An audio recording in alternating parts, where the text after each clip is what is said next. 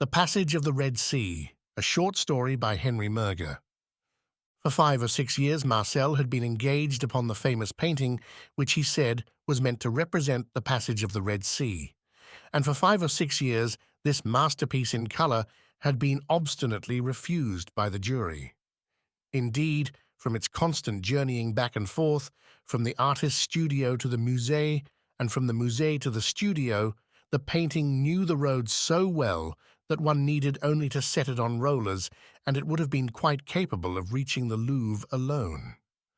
Marcel, who had repainted the picture 10 times and minutely gone over it from top to bottom, vowed that only a personal hostility on the part of the members of the jury could account for the ostracism which annually turned him away from the Salon, and in his idle moments he had composed, in honor of those watchdogs of the Institute, a little dictionary of insults, with illustrations of a savage irony.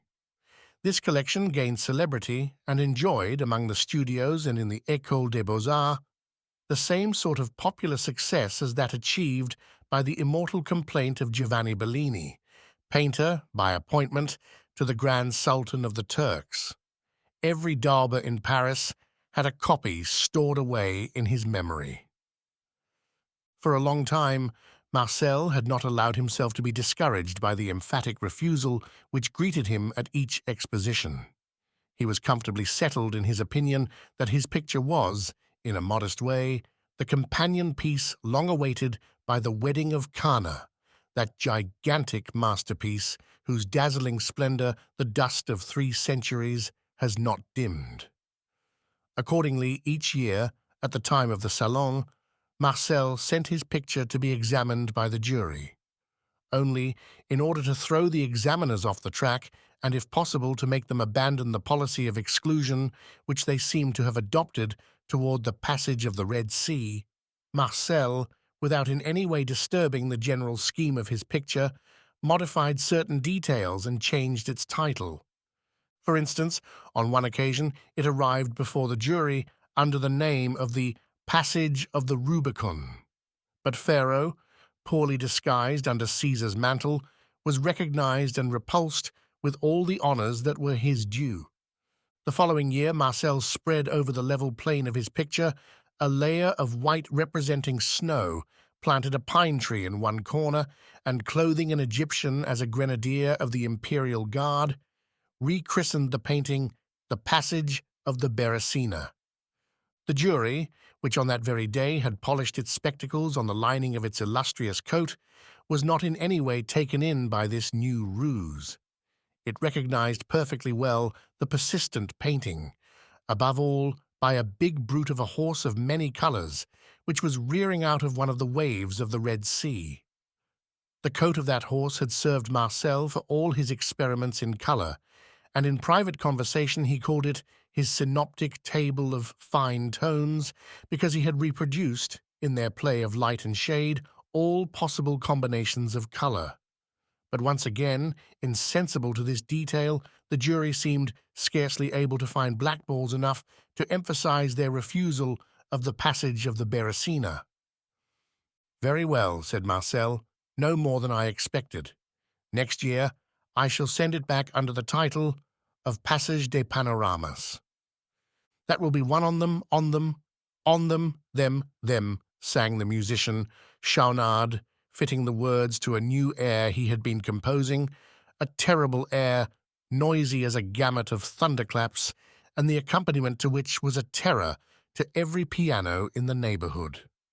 How could they refuse that picture without having every drop of the vermilion in my Red Sea rise up in their faces and cover them with shame?" murmured Marcel as he gazed at the painting. "When one thinks that it contains a good 100 crowns worth of paint, and 1,000,000 of genius, not to speak of the fair days of my youth, fast growing bald as my hat. But they shall never have the last word. Until my dying breath, I shall keep on sending them my painting.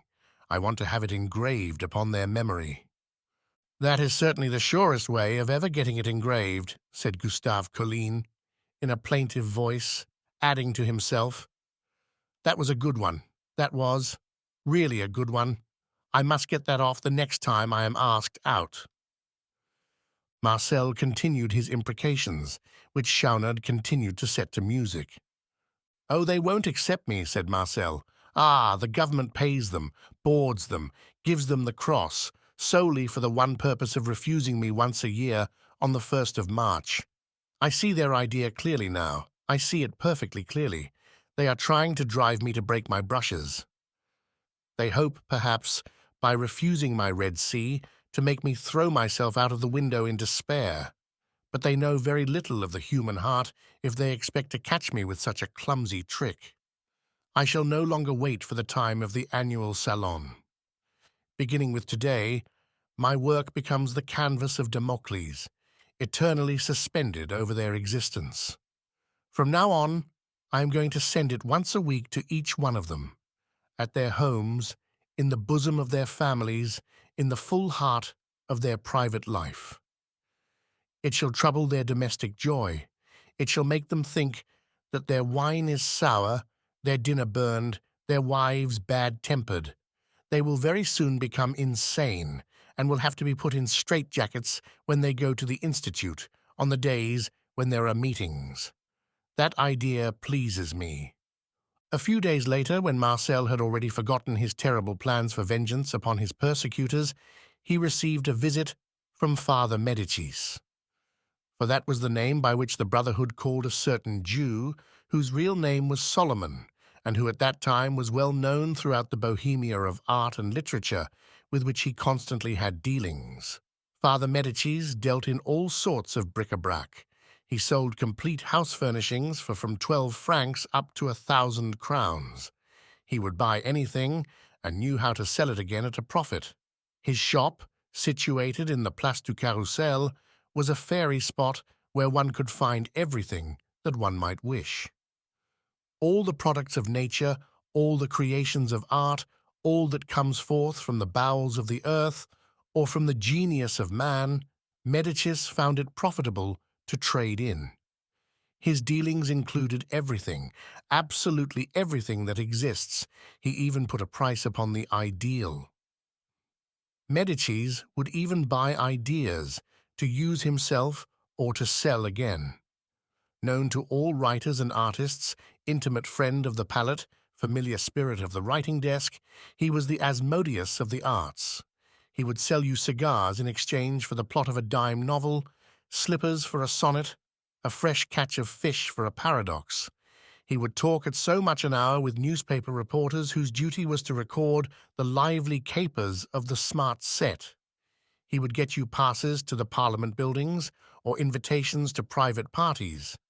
He gave lodgings by the night, the week, or the month to homeless artists who paid him by making copies of old masters in the Louvre. The green room had no secrets for him. He could place your plays for you with some manager. He could obtain for you all sorts of favors. He carried in his head a copy of the almanac of 25,000 addresses, and knew the residence, the name, and the secrets of all the celebrities, even the obscure ones. In entering the abode of the Bohemians, with that knowing air which characterized him, the Jew divined that he had arrived at a propitious moment. As a matter of fact, the four friends were at that moment gathered in council, and under the domination of a ferocious appetite were discussing the grave question of bread and meat. It was Sunday, the last day of the month. Fatal day, sinister of date. The entrance of Medicis was accordingly greeted with a joyous chorus, for they knew that the Jew was too avaricious of his time to waste it in mere visits of civility. Accordingly, his presence always announced that he was open to a bargain. "Good evening, gentlemen," said the Jew. "How are you?" "Colline," said Rodolphe, from where he lay upon the bed, sunk in the delights of maintaining a horizontal line. "Practice the duties of hospitality and offer our guest a chair. A guest is sacred." "I salute you, Abraham," added the poet. Colline drew forward a chair which had about as much elasticity as a piece of bronze, and offered it to the Jew. Medicis let himself fall into the chair and started to complain of its hardness. when he remembered that he himself had once traded it off to Colleen in exchange for a profession of faith, which he afterwards sold to a deputy. As he sat down, the pockets of the Jew gave forth a silvery sound, and this melodious symphony threw the four bohemians into a reverie that was full of sweetness.